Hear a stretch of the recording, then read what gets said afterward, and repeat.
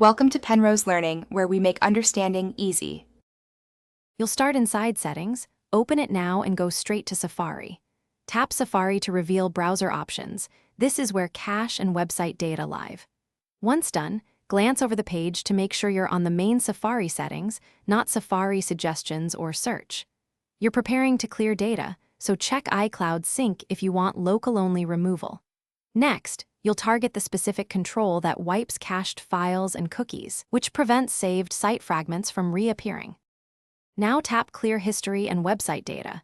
This is the primary action that removes browsing history, cookies, and most cached content. When the pop-up appears, read it. Confirming will clear data from devices signed into the same iCloud account if Safari is synced. If you prefer selective cleaning, use advanced website data to remove specific sites instead.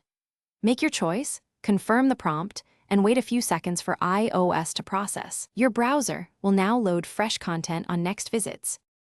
Finish with advanced controls for fine-grained cleanup. Safari Advanced Website Data lets you delete specific site caches without wiping everything. Once removed, close Safari, swipe up from the app switcher, and reopen it to rebuild fresh cache. If pages still misbehave, restart your iPhone to clear lingering processes. If clearing kept deleting across devices, make sure Safari iCloud Sync is off before repeating. If a specific site still acts up, try clearing its website data again or testing in Thanks for watching. If this was helpful, leave a like and consider subscribing. See you next time.